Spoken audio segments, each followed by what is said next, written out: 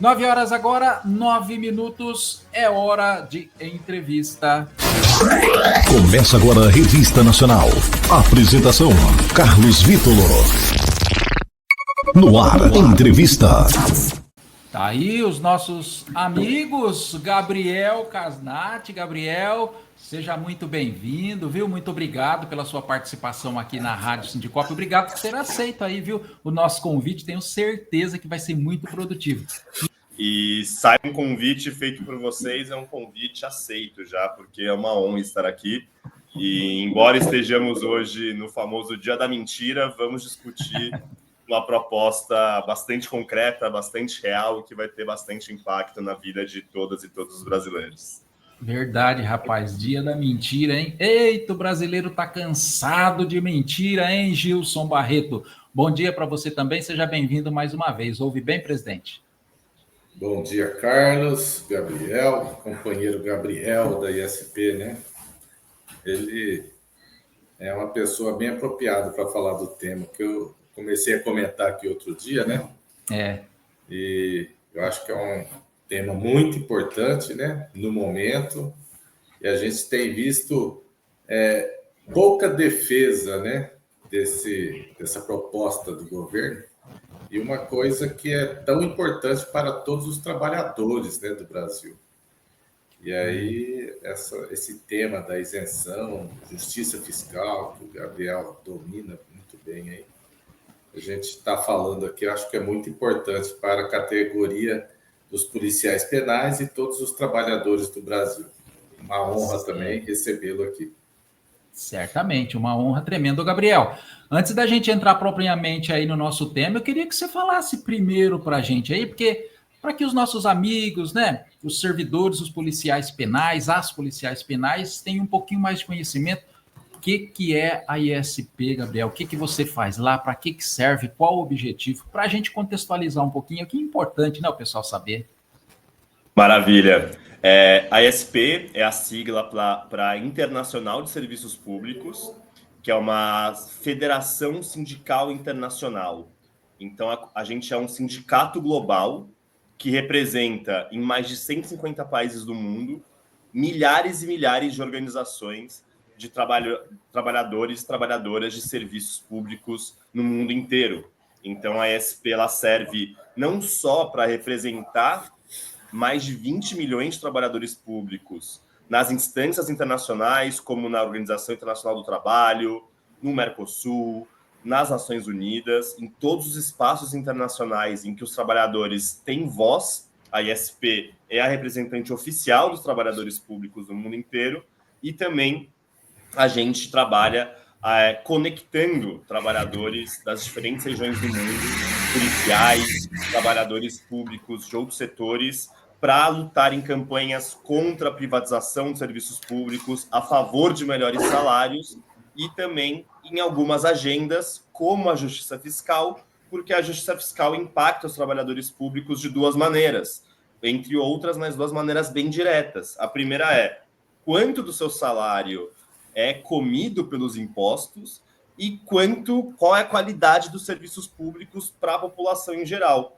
Então, nessa agenda, a gente luta para que os trabalhadores paguem menos impostos do que pagam hoje no Brasil e que os serviços públicos sejam melhormente financiados para que, dessa maneira, toda a população tenha acesso a serviços de mais qualidade, melhorando, assim, a qualidade de vida dos trabalhadores. Ah, legal. É por isso que o Sindicop é parceira da ISP, né, Gilson? Parece que a pauta é 100% a pauta da nossa luta, né? Com certeza, nós somos filiados, né, a essa federação internacional e muito provavelmente a gente ainda utiliza esse ano aí para uma demanda do sindicato aqui da categoria junto à OIT, né? A gente só está aguardando aí algumas situações, já conversei com o João. Assim que se concretizar, nós vamos ver a viabilidade de estar acionando, né, a ISP para nos representar ali junto à OIT, Organização Internacional do Trabalho. E é isso aí que o Gabriel falou, né? Ele é integrante da ISP, acho que você perguntou, Carlos, ele não falou aí o que ele faz ali, qual que é o cargo, né? Mas ele é especializado aí. Quer falar, Gabriel? A gente atua em vários setores diferentes, né? Como bom sindicalista, a gente está em várias lutas, em várias áreas, mas hoje eu tenho duas atribuições especiais, que é essa agenda da justiça fiscal na América Latina. Então, trabalho essa exata agenda que a gente vai discutir hoje com nossas afiliadas em toda a América Latina, e também como jovem trabalhador que ainda sou, estou responsável por coordenar a juventude dos serviços públicos na ISP a nível global. Então, eu cuido dessa agenda da juventude sindical e também da agenda da justiça fiscal, entre alguns outros temas econômicos que se relacionam. Legal. E aí, então, entrando mais propriamente aí, né, no nosso tema, eu queria aí, Gabriel, que você fizesse uma exposição para a gente, contextualizando um pouquinho esse tema, nos dizendo o que de fato é, né? O que significa isso, né? Justiça fiscal, né? A gente ouve falar em justiça social, né? Existe alguma relação? Essa medida aí do imposto de renda aí até 5 mil também, né? Será que ela representa de fato aí uma justiça, né? Ela é uma justiça tributária? Ela há algum tipo de prática de justiça fiscal, de justiça social? Eu queria que você, Gabriel, nos ajudasse aí, nos contextualizasse, né? Nos mostrasse aí para que a gente consiga entender um pouquinho mais, porque às vezes, né, principalmente na categoria, né, nos policiais penais, às vezes, né, o pessoal fica muito preso, né, somente ali na pauta de luta, né, preso, acabando ali nas demandas do dia a dia. E esse tema de hoje é para a gente ampliar um pouquinho mais a luta de extrema importância. Por isso que a gente trouxe você aqui hoje. Muito obrigado. Fica à vontade, viu, Gabriel? Muito obrigado, Carlos. Então, passando pelos pontos que você coloca, em primeiro lugar, é importante, como você disse, conceitualizar o que significa a justiça fiscal. E é um conceito bastante simples, mas que me parece também bastante útil. Quando a gente fala de justiça fiscal, a gente está falando de duas coisas. A primeira é que a forma que os impostos são coletados seja justa, e o que significa justiça nesse caso? Que quem tem mais pague mais imposto de quem tem menos. Então, enquanto mais renda você tem, você pague proporcionalmente mais imposto em relação àqueles de menor renda. Essa é uma ponta da justiça fiscal. A outra ponta é você ter mais transparência e mais parte do gasto direcionado a serviços públicos de qualidade, porque os serviços públicos são democráticos para todos, e ter bons serviços públicos auxilia na redução da desigualdade social. Então, quando a gente fala de justiça fiscal, a gente está pensando em que quem pague mais deva ser quem tem mais, e que esse investimento não seja feito de maneira aleatória, de maneira a aumentar as desigualdades. Então, esses investimentos têm que ser com transparência e focados em serviços públicos. Então, o que a gente quer é uma arrecadação de uma forma mais justa e um investimento que vise transparência e vise serviços públicos, que eles também reduzem a desigualdade social. E o que acontece hoje no Brasil? Qual que é o grande problema, um dos grandes dramas do Brasil? Todo mundo aqui sabe que o Brasil sempre se configura em primeiro, em segundo, em terceiro, está sempre no topo do ranking dos países mais desiguais do mundo. Ao mesmo tempo, existe uma falácia, uma má compreensão de que o Brasil tem a maior carga tributária do mundo, quando isso é uma meia-verdade. O Brasil tem, de fato, uma carga tributária alta em comparação a países parecidos com o Brasil. A carga tributária do Brasil é alta na América Latina, porém, de fato, existem muitos países no mundo com uma carga tributária mais alta do que o Brasil. Então, o Brasil não é a carga tributária mais alta do mundo. Porém, qual que é o grande drama, o grande problema do Brasil, e que, na minha visão, é, se não o maior, um dos maiores problemas do Brasil, que é um país que a gente sabe que tem problemas muito sérios. O grande problema, um dos grandes problemas do Brasil é a desigualdade na hora dos impostos o que acaba se refletindo na grande desigualdade social que a gente tem.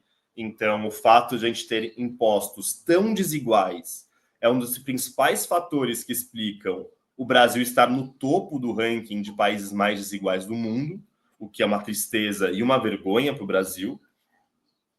E, ao mesmo tempo, a gente tem, então, no Brasil, setores da sociedade que pagam muito imposto, uma quantidade realmente desproporcional e abusiva de impostos, o que enfraquece a capacidade de compra de grande parte da população, enquanto outras camadas mais abastadas da população brasileira paga quantidades de impostos mínimas, muito baixas. Então, você no Brasil tira muito de quem tem muito pouco e tira quase nada daqueles que têm muito. Então, você acaba aumentando a desigualdade e você, ao tirar muito de quem tem pouco e muito pouco de quem tem muito, você não tem tanto dinheiro assim para investir em serviços públicos de qualidade. Então, no Brasil, o pobre é mais penalizado, enquanto menos renda você tem, mais imposto você paga. E isso é uma anomalia muito grave para a nossa sociedade, que aumenta muito a desigualdade social no país, que dificulta o financiamento de serviços públicos de qualidade e coloca o Brasil na contramão dos países mais desenvolvidos do mundo.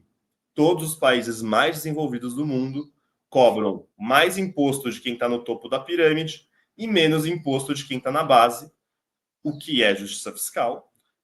E no Brasil nós fazemos exatamente o contrário, deixando assim o Brasil, então, tão desigual e com tão poucos recursos para poder financiar, por exemplo, saúde, educação, segurança pública, salário dos servidores públicos.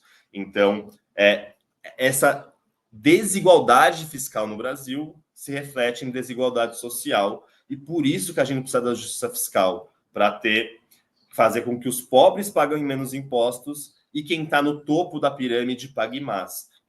E quando eu falo topo da pirâmide, a gente não está falando quem ganha 10 mil, quem ganha 15 mil, quem ganha 20 mil reais por mês, que são pessoas privilegiadas no Brasil, mas estamos falando de gigantescos salários, de grandes rendas, de milionários, bilionários, heranças de bilhões de reais, terras de bilhões de reais.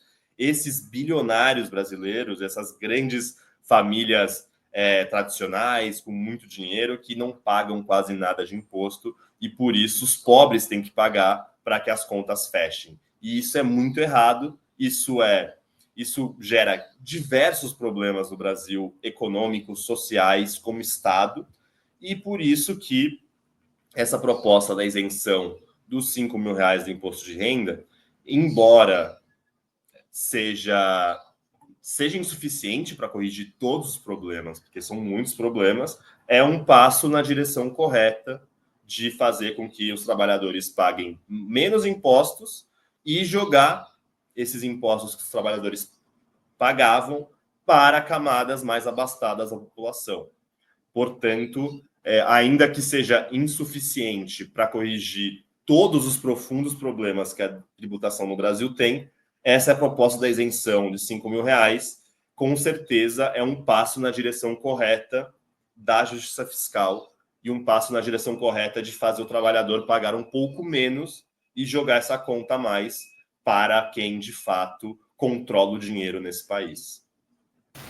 É impressionante, né? Os detalhes que o Gabriel traz para a gente aqui.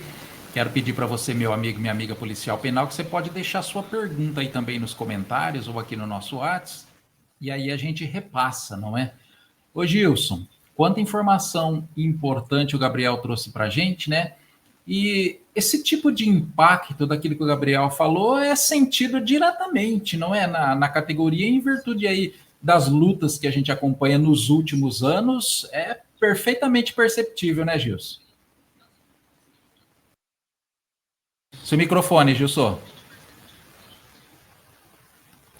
Eu acredito que em todos os aspectos, tanto na questão aí de não ter o dinheiro, igual ele falou, né, para investimento nos serviços públicos, investimentos de qualidade, quanto também na questão de tirar o dinheiro do bolso de quem ganha pouco. Aí a gente pega as duas pontas, né? A questão aí do imposto, né, aqui no Brasil, o Gabriel sabe mais falar sobre isso, ele está no formato regressivo, né? E aí, por que essa palavra? E assim, que nós, a maioria do povo, não entendemos, né? A tributação aqui ela é regressiva, e aí agora vem o governo federal, propõe a isenção num viés progressivo. Isso eu queria que o Gabriel falasse, porque é importante saber o que é o regressivo e o que é o progressivo. E ele tem propriedade para falar mais do que eu. Pois não. Maravilha. Então, basicamente, como o Gilson estava colocando, o imposto regressivo ele vai contra a justiça fiscal. E o imposto progressivo, ele é o cerne da justiça fiscal.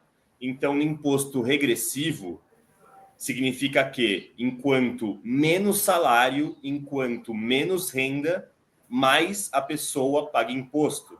Então, no sistema regressivo, que é o sistema do Brasil, uma pessoa que tem R$1 milhão paga menos imposto que uma pessoa que tem R$10 mil, que paga menos imposto do que uma pessoa que ganha R$1.000. Então, quanto menos dinheiro, mais imposto você paga. Isso é o esquema regressivo, que é o que rege o Brasil hoje.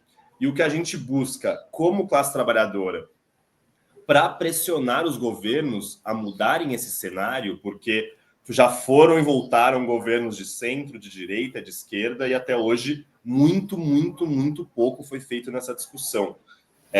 O que a gente quer é que seja mais progressivo, que o trabalhador que ganha R$5 mil, que a faxineira, a dona de casa, que sai todo dia de manhã, às 5 da manhã para trabalhar, que essas pessoas paguem menos impostos do que quem ganha 50 mil por mês, 100 mil por mês, 1 milhão por mês. Enquanto mais você ganha, mais você tem que pagar impostos proporcionalmente. Isso é o esquema progressivo, isso é o nosso conceito de justiça fiscal, e isso não existe no Brasil. E o grande motivo para isso é que aqui no Brasil o trabalhador CLT paga muito no imposto de renda e todo mundo paga muito imposto no consumo. Enquanto quem ganha muito dinheiro, quem é milionário, não estou falando de quem tem um bom carro, estou falando de quem é milionário, ou tem investimento na bolsa, é sócio de uma empresa, ganha salário em alguma multinacional, mas tem um contrato de pessoa jurídica. Então, quem está na Bolsa de Valores, por exemplo, movimentando milhões e milhões por mês, praticamente não paga nada de imposto, enquanto uma dona de casa, um trabalhador, ou tem seu imposto comido já na fonte, no caso da CLT, ou mesmo se você ganha abaixo do limite antigo da CLT de R$2 mil, você, no supermercado, por exemplo, você está pagando muito imposto sobre todos os produtos. Então, por exemplo, o saco de arroz, o saco de feijão, o café, o açúcar, o óleo, tudo isso tem uma carga tributária gigantesca. E quando você vai comprar esses produtos no mercado, não te perguntam no mercado se você ganha um salário mínimo ou se você é um bilionário. Você está pagando o mesmo imposto independente do seu salário, porque é o imposto no supermercado, é o imposto sobre o produto. Então, esse imposto que é muito alto sobre produtos básicos, como arroz e feijão, ele vai ter um impacto proporcional muito mais alto para quem ganha menos do que para quem ganha muito. Então, por conta dessa tributação muito grande nos salários baixos e no consumo básico, acaba fazendo com que a tributação no Brasil seja regressiva.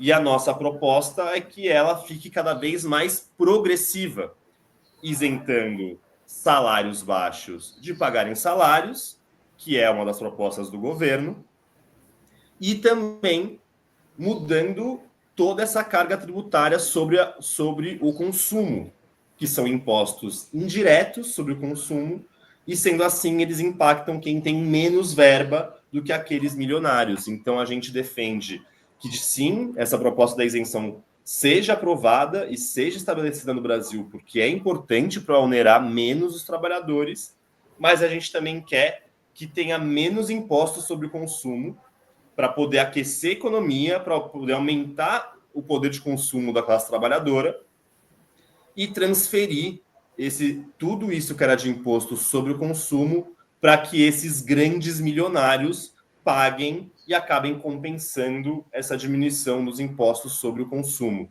Então, como bem explicou o Gilson, o Brasil vive esse cenário de regressividade por conta desses altos impostos para baixos salários que a gente tem aqui e altíssimos impostos para o consumo, que acaba penalizando todo mundo, principalmente aqueles que têm menos, diminuindo, o tamanho da mesa de jantar, diminuindo a possibilidade do poder de compra dos salários dos trabalhadores, enquanto aqueles muito, muito milionários ficam cada vez mais milionários, cada vez levando dinheiro para fora do Brasil, a troco de nada para o resto da sociedade brasileira. Então, por isso que é tão importante ter progressividade fiscal.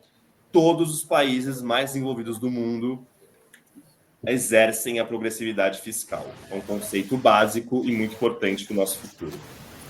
Ou seja, Carlos, duas pautas aí que o governo federal ele colocou ali no Congresso e que a bancada, na sua maioria, oposição, ela votou contra, né? Isso aí é um cenário que está acontecendo agora. O governo propôs zerar impostos na cesta básica e a bancada oposição votou contra, que é a maioria. O governo agora traz essa proposta da isenção para quem ganha R$5.000 e ela é uma progressividade. Essa alíquota de chegar até 10% para quem ganha a partir de R$50.000. E aí a gente vê altas debates aí, né? Altas defesas nos meios de comunicação, nos mais diversos, né? Porque eu ouço rádio, eu assisto canais de TV e eu vejo especialistas todos falando contra a isenção. E nós não vemos esses meios de comunicação convidar pessoas que falam em defesa do trabalhador. Porque esses outros atores aí que estão falando, todos estão falando em nome do mercado, na defesa do mercado. Então, a gente vê que o cenário para o trabalhador brasileiro, mesmo que o governo federal tenha essa iniciativa, ele, na maioria das vezes, acaba vencido, porque a maioria do Congresso é oposição a isso, a gente não vê espaço aberto para vir uma pessoa defender o que nós estamos fazendo aqui agora, né? Então, essa dificuldade, nós, enquanto sindicato, enquanto trabalhadores, eu entendo que temos, sim, eu vejo que é uma pauta que não vai resolver todos os problemas, igual o Gabriel falou, mas é um pontapé.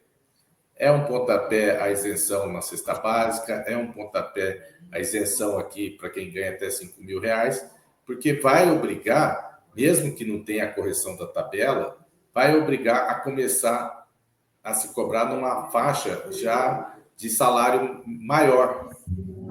Então, a gente que, mesmo que não corrija a tabela do imposto de renda, nós que ganhamos, tem que dizer, o salário de assalariado até R$10.000, a gente vai ter menos tributação na fonte. O servidor público, o trabalhador do CLT, é tributado na fonte, não tem como escapar disso. No consumo, né, igual foi falado aqui, se você tem isenção de itens da cesta básica, vai ajudar você a economizar o seu salário também para poder investir em outras situações. E aí, essas situações, eu tive dando uma olhada, Gabriel, a gente tem aqui a emenda 45, só marquei aqui, a 45 de 2019, né? Projeto de emenda 45 de 2019, que já se tornou emenda. Gabriel, se ele quiser falar sobre isso, porque daí a gente vai ver o marco, né? Esse é um marco temporal. 2019 é logo após o quê? Um golpe. E aí você vem aqui o Michel Temer e a continuidade desse projeto se dá no ano de 2023. E as pessoas precisam entender isso, porque passa tudo desapercebido. E eu não sei, é difícil a gente comunicar com o trabalhador, é um tema extremamente difícil, né? E aí a gente tem, nós, movimento sindical, nós temos que procurar disseminar isso, porque não é convidado uma pessoa como o Gabriel para ir falar em qualquer canal de TV. Nas grandes rádios, Jovem Pan, você não vê, você vê um monólogo, né? Você vê um convencimento imposto, só isso que a gente vê. É verdade. Sim, companheiro. Estou de acordo. Pode falar, Gabriel. Não, eu queria colocar isso, que de fato, como eu coloquei para vocês, essa discussão da isenção, essa discussão da progressividade é praticamente um consenso em todo o mundo desenvolvido. Em todo o mundo em que esses próprios analistas defendem e trazem como exemplo tantas vezes, são nesses mesmos lugares que a tributação é mais progressiva que o Brasil. Até os Estados Unidos, que é um país que não tem saúde pública, que é um país que carece de alguns serviços públicos essenciais, até os Estados Unidos tem uma tributação mais progressiva que o Brasil. Até os Estados Unidos tributa mais a herança, até os Estados Unidos tributa mais o capital, a bolsa de valores, os bilionários, ainda que pouco, tributam mais do que no Brasil. Então, quando a gente fala em tirar o peso das costas do trabalhador e transferir esse peso para as costas dos bilionários, a gente está falando de o que todos os países do mundo mais desenvolvidos, independente da ideologia, estão fazendo. Então, quando esses analistas omitem essas questões, eles estão falando de fato em serviço de uma classe muito clara. Inclusive, quando a gente está falando dessas propostas aqui, não tem nenhuma proposta super radical, revolucionária, que vai mudar, impactar profundamente algum setor econômico do Brasil. São algumas correções históricas de uma tributação tão disfuncional e que pune tantos mais pobres aqui no país. Então, a gente defende, como estava colocando o Gilson, essa rediscussão dos impostos sobre o consumo para pelo menos conseguir tirar esses impostos sobre produtos da cesta básica, porque penaliza muito as famílias mais carentes do Brasil. E em relação à isenção, é indiscutível que ela é importante, como também o Gilson colocou, tem muitas coisas que poderiam vir juntas, mas infelizmente a gente tem um Congresso muito reativo a esse tipo de assunto. Então, a própria tabela do imposto de renda é super desatualizada, tem questões muito técnicas, além de políticas, que poderiam ser melhoradas, mas que é muito difícil.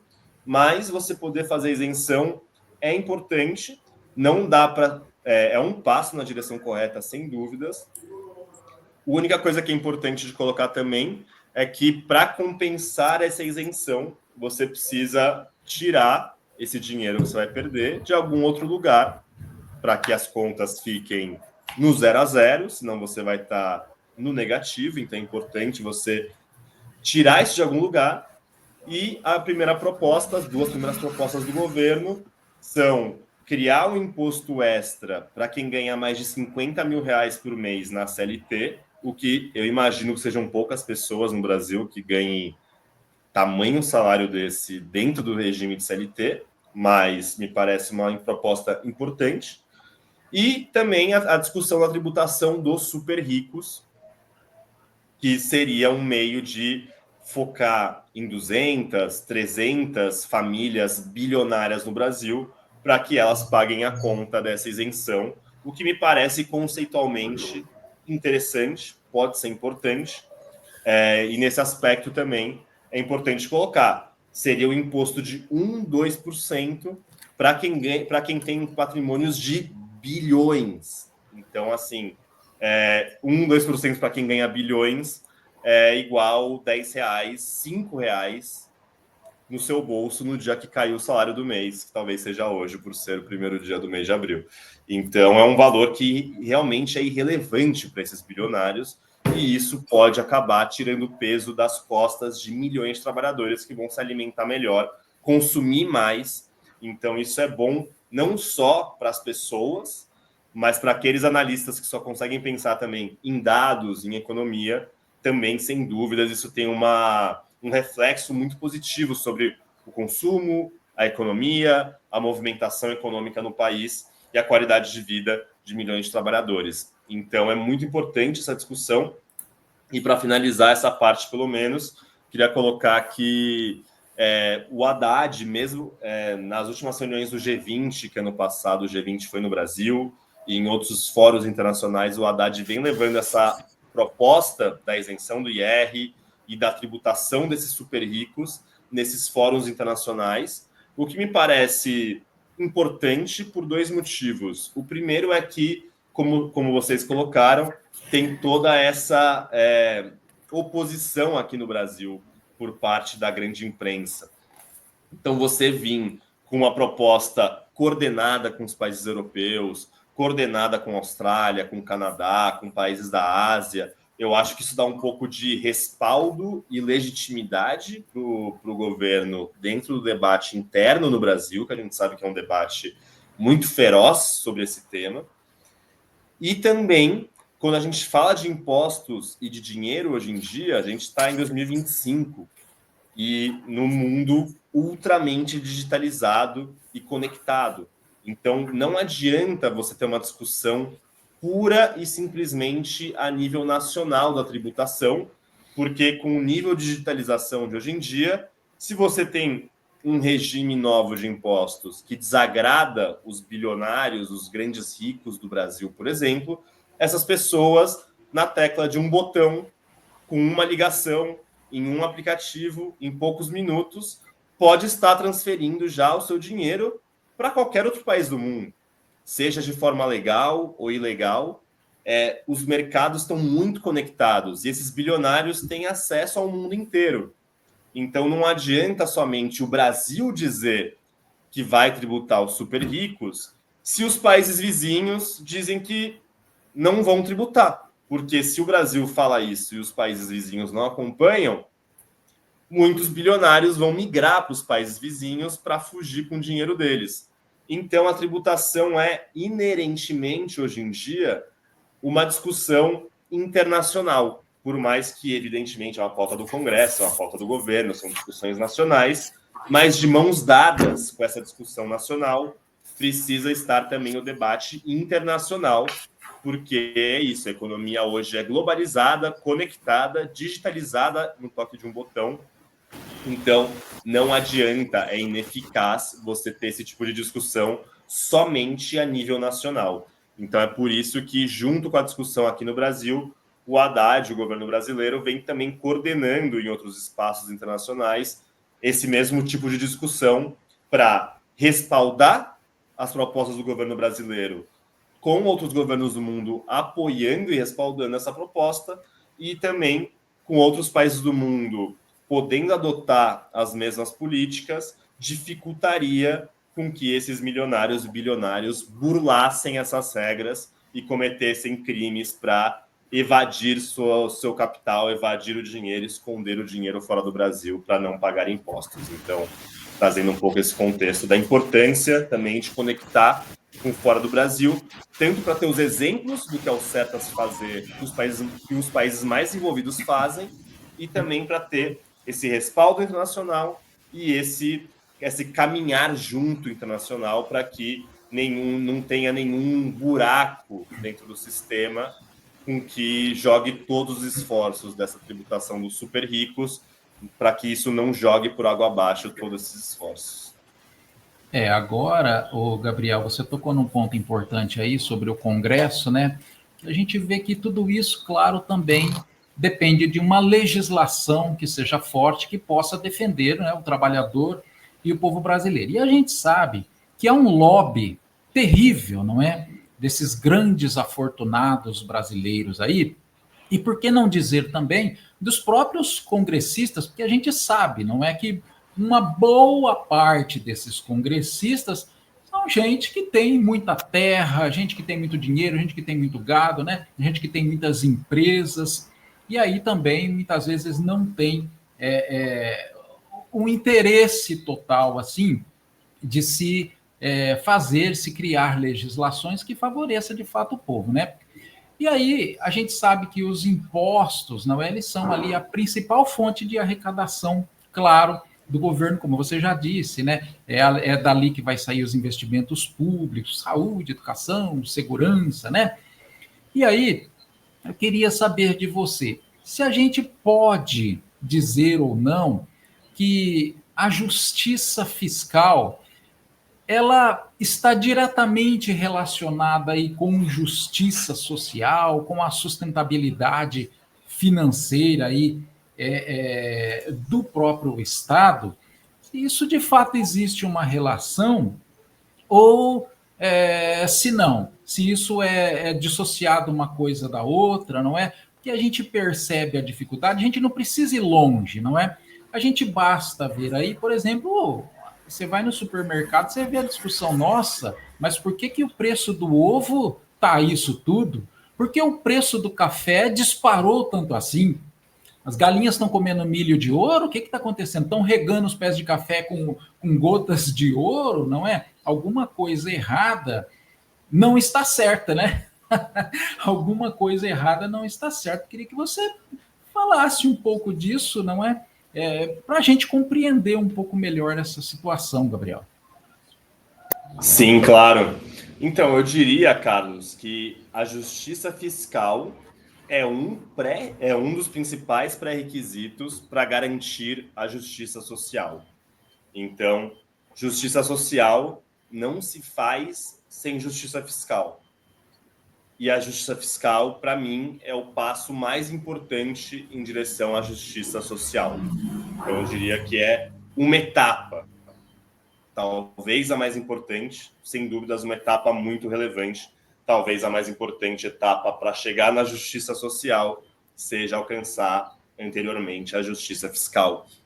E esses exemplos que você dá, claro, primeiro, o Congresso brasileiro é dominado quase na sua integralidade, se não por esses próprios bilionários, por pessoas que representam esses interesses, por pessoas, como você falou, a terra no Brasil. Tem um dado que é impressionante no Brasil, quase não existe imposto rural no Brasil, né? O país das capitanias hereditárias, o país das plantations, da monocultura. O imposto sobre a terra varia entre 1% e 2%. Então, você tem terras no Brasil, fazendas do tamanho de estados, do tamanho de países europeus, numa só fazenda, que praticamente não paga nada de impostos. Somente no Brasil, o IPTU que se arrecada em São Paulo, no município de São Paulo, o IPTU é maior do que todo o imposto sobre terrenos rurais no Brasil inteiro somados, porque essas grandes fazendas praticamente não pagam impostos. Se somar todas, dá menos que o IPTU de São Paulo. E por aí vai. Então, assim, toda essa rede do Congresso, direto ou indiretamente, as pessoas estão, muitas vezes, quase sempre, defendendo esses grandes interesses. E por isso que, embora seja quase um consenso científico de que a progressividade fiscal, no caso brasileiro, seria positivo para diminuir a desigualdade, para fomentar a economia, para aquecer o mercado, para aumentar investimento, para diminuir a pobreza, ainda que isso tudo seja praticamente um consenso científico, os parlamentares brasileiros dão um braço a torcer, não dão um braço a torcer porque não querem perder esses privilégios que foram construídos pelo próprio Congresso, pelo Império Brasileiro, pela colonização brasileira, pela República, pela ditadura, pelos governos anteriores, não querem desfazer esses grandes privilégios que tem a elite brasileira e que faz com que, novamente, o Brasil sempre esteja em primeiro ou segundo dos países mais desiguais do mundo. E esses exemplos que você deu de como que a internacionalização impacta no dia a dia, né? Então, eu acho que, assim como eu dei o exemplo aqui da justiça fiscal, da importância do internacional, em outros aspectos também, muitas pessoas não entendem exatamente, mas a importância de você entender o que acontece no mundo, porque isso impacta nas suas compras no supermercado, no seu bairro. Então, quando a gente fala, por exemplo, do café, tem muito a ver com as mudanças climáticas, que tem a ver, inclusive, com os grandes bilionários poluindo o planeta. E daí o que acontece com o café? Perde-se um pouco da produção pelas mudanças climáticas, os europeus, os estadunidenses, os chineses não vão ficar sem café. Então, o Brasil exporta tudo que tem para lá. O melhor café vai tudo para a Europa. Grande parte do café vai para a Europa e Estados Unidos. O que sobra no Brasil é cada vez menos, porque não tem nenhum controle de exportação. Então, com o dólar valendo tanto, vale muito mais a pena vender para fora do que vender no Brasil. Então, a gente tem menos café no Brasil. Todo café que presta vai para fora e no Brasil a gente fica com café de péssima qualidade e super caro. No caso dos ovos, gripe aviária nos Estados Unidos. Por que gripe aviária nos Estados Unidos? Porque o novo governo dos Estados Unidos é contra a vacina e sem vacinar as galinhas, começou um surto pouco controlado lá, perderam-se muitos ovos, e daí, para compensar isso, os Estados Unidos começou a importar ovos, porque é o maior mercado, paga em dólar, paga bem, vale muito mais a pena exportar para lá do que vender no mercado interno brasileiro. Então, os produtores brasileiros começaram a exportar tudo para os Estados Unidos, menos ovos aqui, e encareceu o preço. Só que os Estados Unidos, como é um grande mercado, o mundo inteiro começou a exportar para os Estados Unidos, agora, nesses últimos meses, e os Estados Unidos ainda tem ovo muito caro, só que fez encarecer o ovo no mundo inteiro. Então, você vê como uma gripe aviária em um país acaba por impulsar os preços dos ovos no mundo inteiro, diminuindo o poder de compra e dificultando a alimentação de muitas pessoas mais humildes em vários países do mundo, por causa de um detalhe que aconteceu em algumas fazendas lá nos Estados Unidos. Então, acho que isso dá um pouco desse tom da importância do internacional na nossa vida no dia a dia, e da importância da gente regulamentar algumas coisas para que o internacional não impacte tão rapidamente, tão repentinamente as nossas vidas quando a gente vai no mercado, por exemplo, fazer compras básicas do mês. Pois não, Gilson, eu sei que você também quer comentar aí esse assunto, você tem muita coisa para falar sobre isso. Precisamos ir atrás da galinha dos ovos de ouro, hein, Gilson? Então, né? E você vai conversando isso aí, você vai vendo outros viés aí, né? Porque também a gente tem a questão aí do pequeno produtor, de muita gente que saiu do campo. Aí você vai entendendo que o pessoal que veio para a cidade e deixou o campo também agora faz essa diferença, né? Porque outro dia eu vi aí um noticiário aí que acho que 90% do que está abastecendo o mercado, 80%, é o pequeno agricultor. E que, a maioria das vezes, também não tem as mesmas condições de financiamento do dinheiro que tem o grande produtor rural. E essa discussão ela só vai se ampliando, né, Gabriel? Porque uma coisa puxa a outra e é uma corrente. E aí a gente não entende aqui por que o café está caro aqui e não sabe que teve perca de safra em outros países que são grandes produtores, que tem essa questão climática. E aí é mais fácil para o discurso da oposição, da ideologia política, ficar jogando contra o próprio país, Brasil. E aí, até já antecipando, né? Eu sei que o Carlos vai caminhar para essa parte aí, Gabriel, que tem ali os comentários, né? E acho que deixa para o Gabriel explicar, porque ele é mais apropriado para isso. Mas outro dia também eu vi um vídeo de uma pessoa que está na internet aí, né? Sempre falando, que ela foi comemorar a passagem num concurso público num restaurante que a família frequentava. Aí chegou lá, né? Na hora de ir embora, vem o manobrista e fala para ele assim: quanto que ficou a conta ali? Pelo que o senhor falou, o senhor bebeu bebida alcoólica? Não. Ficou mais do que o meu salário do mês. Mas está certo, porque o senhor ganha bem, porque é uma coisa assim que o povo o trabalhador ele está tão condicionado a aceitar que o rico tem que ser rico, que o rico merece ser rico, que na condição de trabalhador dele, ele aceita que aquela pessoa que pagou a conta ali de um almoço seja mais que o salário dele do mês. Então, esse é um defensor contumaz do patrão. Isso a gente já percebe assim, né? Até com certas defesas. Mas eu vou deixar para o Gabriel falar, que vai ter a parte das perguntas ali. E é um tema estritamente difícil, e é o que eu falei há pouco. Nós não vemos o mesmo espaço de defesa em qualquer meio de comunicação dado para especialistas do lado contrário. Você só vê o especialista rentista, o especialista do agro e o especialista das grandes empresas. E aí você vê que é em detrimento do país, é em detrimento do povo, e o povo aceita. Então a gente tem que trabalhar, né? A reeducação, não sei, é muito difícil. São várias coisas, várias variáveis, e é um desafio para o mundo do trabalho. Não estou nem falando de política, né? Porque muitos não se sentem trabalhadores, eles se sentem até aqueles ricos, mesmo sofrendo só consequência, mas são indefesa. E aí, é uma questão de cultura, de educação. É uma coisa muito difícil, vai muito além, né? Mas aí eu acho que já daqui a pouco estamos caminhando aí para as perguntas e eu vou deixá-las para o Gabriel.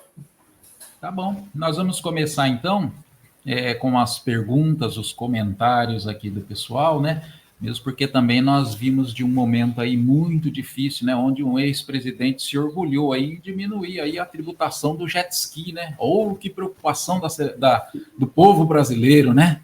Oh, que maravilha. Bom, tem um comentário aqui do nosso amigo, abraço para o Cristiano Salles. Cristiano Salles coloca assim: bom dia. A isenção é a mesma coisa que reajuste na tabela? Ou é só uma medida que a primeira dor de barriga do governo ele retira? Como é que é isso, hein, Gabriel? Boa pergunta do Cristiano, porque aqui o que a gente está vendo no Brasil recentemente no mundo inteiro quase, né? Que com essa grande polarização, muitos governos entram querendo desfazer tudo que o outro fez, embora deva se reconhecer questões positivas e negativas, né?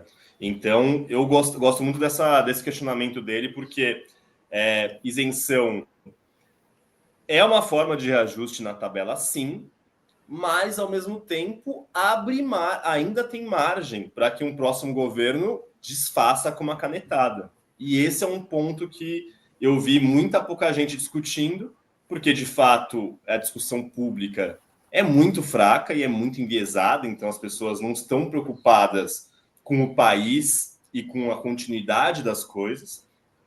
Mas sim, Cristiano, é uma preocupação que a gente tem, porque embora a gente abrace e seja a favor dessa isenção, não tem garantias de que não possa ser tirada numa canetada. O que me dá um pouco de esperança é que seria muito impopular desfazer isso no futuro, então seria um custo político muito grande para um futuro governo de direita nesse caso.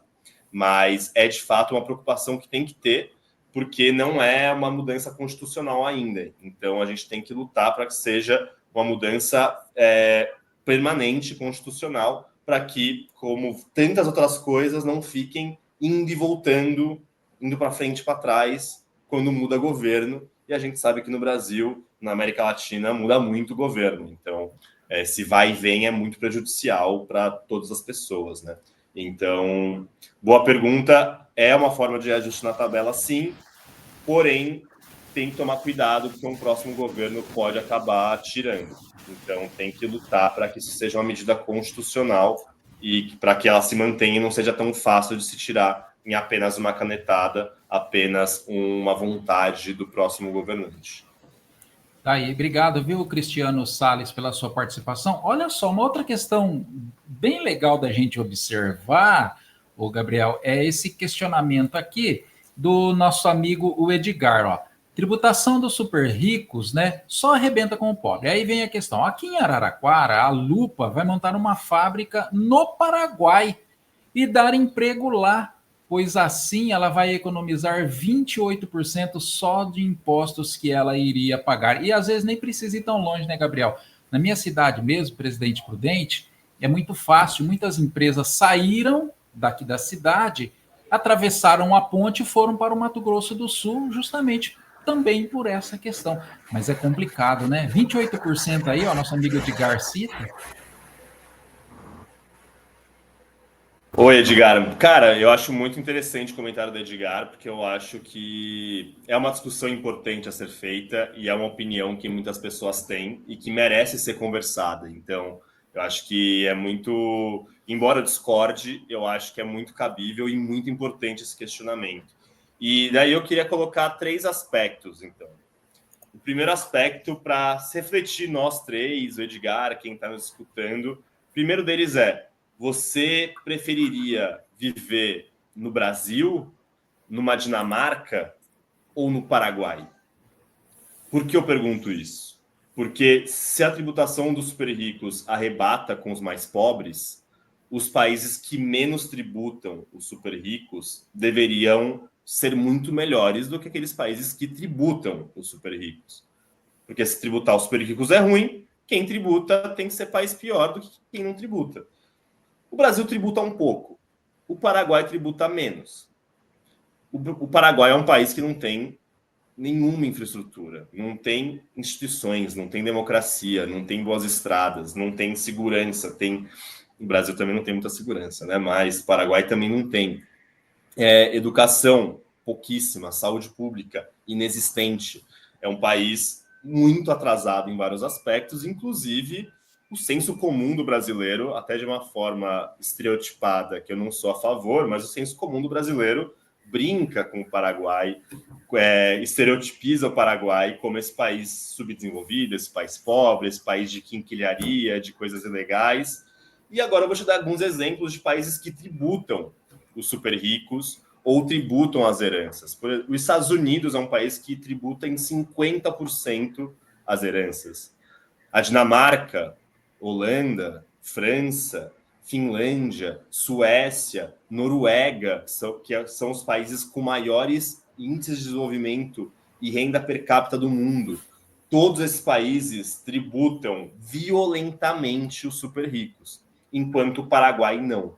Então, eu queria fazer primeiro esse exercício de depois pesquisar, pode ser no Google mesmo, o Google vai dar uma resposta simples para isso, alguns exemplos de países que tributam os super ricos e outros exemplos de países que não tributam os super ricos. E vocês vão ver que quem não tributa é Guatemala, quem não tributa é México, quem não tributa é África do Sul, e os que tributam são essas grandes potências, Japão, Holanda, Suécia, países muito mais desenvolvidos.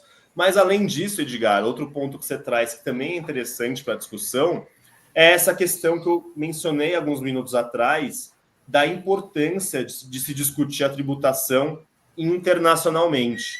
E como o Carlos colocou aí também, a nível local. Porque o que acontece? Você tem, primeiro, uma guerra fiscal entre os estados do Brasil, como você colocou, Carlos, de você ter Mato Grosso do Sul, São Paulo, Paraná, Bahia, disputando para quem vai atrair certa indústria, e a disputa é o que a gente chama na área de um leilão ao contrário.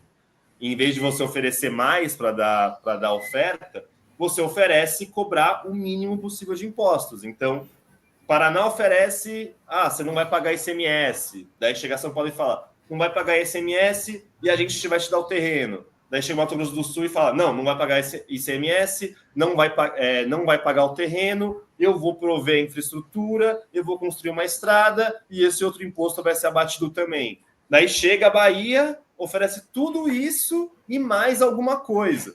Então, acaba sendo que os próprios estados do Brasil acabam se degladiando entre si para ver quem atrai a indústria, e com isso o país inteiro acaba perdendo dinheiro. E quando a gente passa dessa questão nos estados do Brasil, existe a própria competição internacional. Então, você tem o Brasil que compete com a Argentina, compete com o Paraguai, compete com a África do Sul para ver quem vai atrair a empresa. Daí, cada um dos países faz uma oferta para ver quem dá menos, para ver quem oferece menos impostos para atrair a empresa.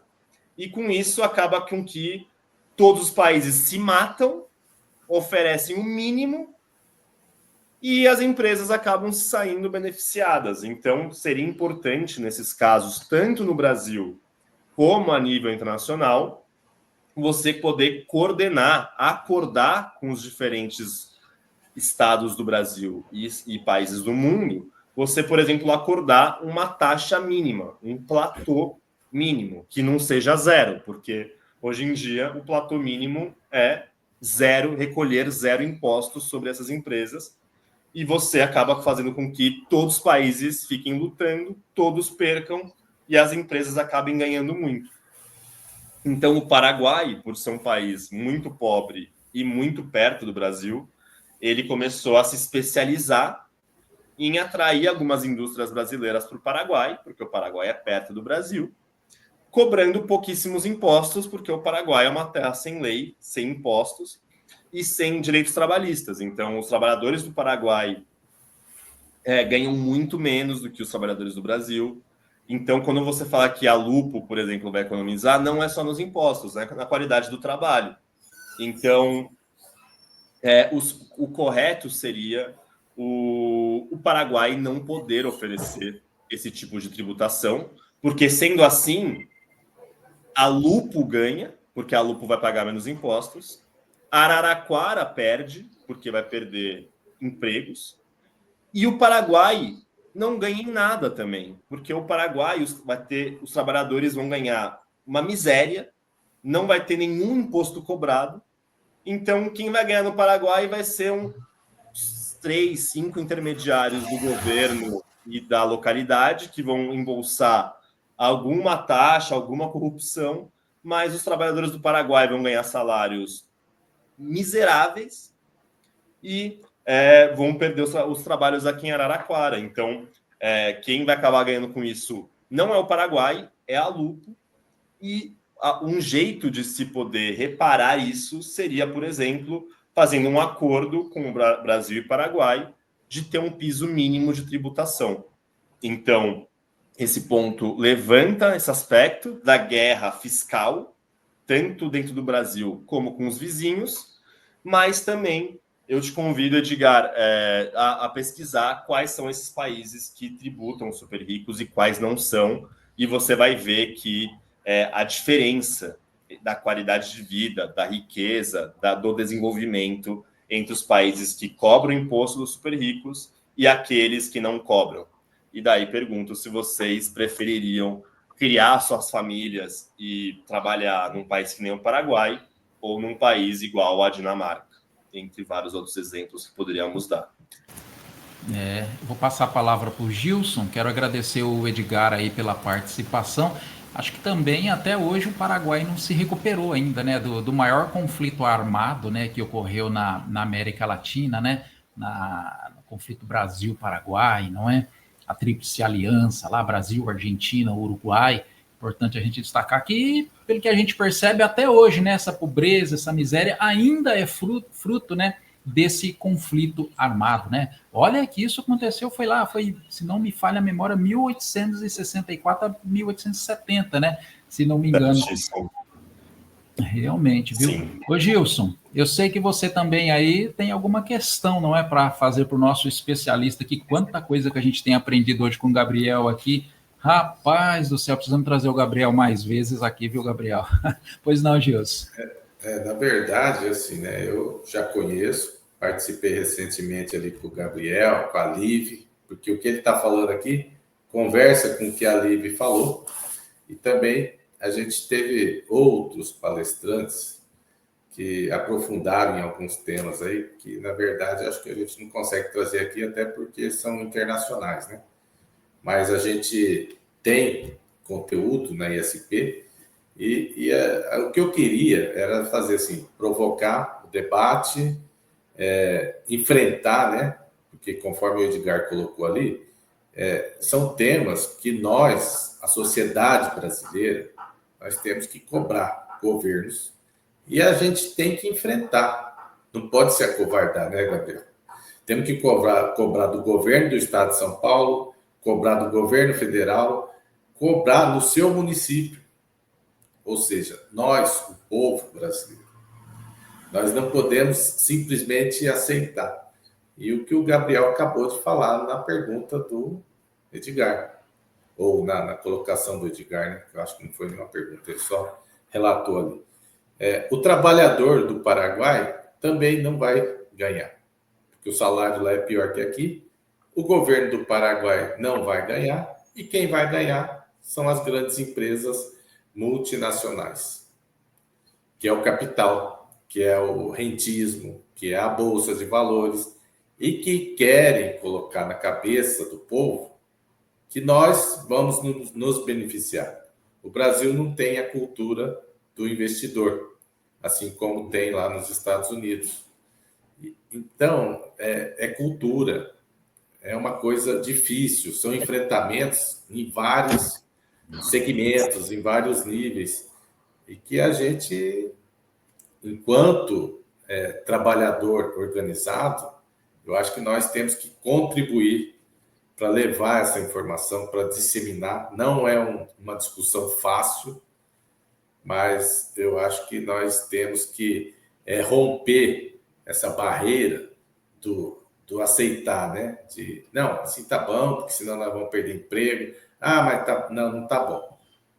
Nós queremos distribuição da renda, sim.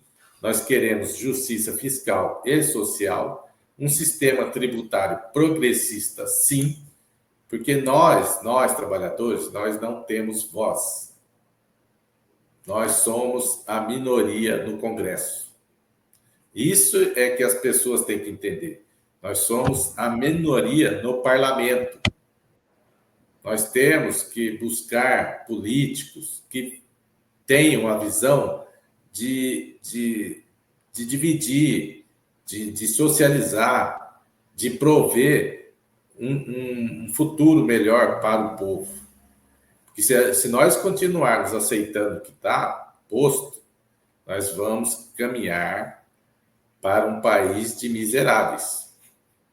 E o pior, né, Gabriel? Miseráveis na idade mais crítica. Miseráveis lá na aposentadoria. E aí vai afetar o quê? Sistema de saúde, principalmente, que é uma das coisas mais caras do mundo. Então, aqui hoje, né, o convite para o Gabriel, com o tema posto, que é da isenção até os 5 mil, ele falou muito bem aí.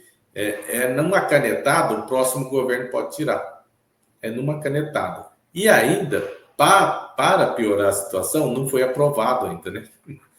Foi apresentada uma proposta que vem enfrentando grande oposição, uma grande, maciça oposição, e é da elite.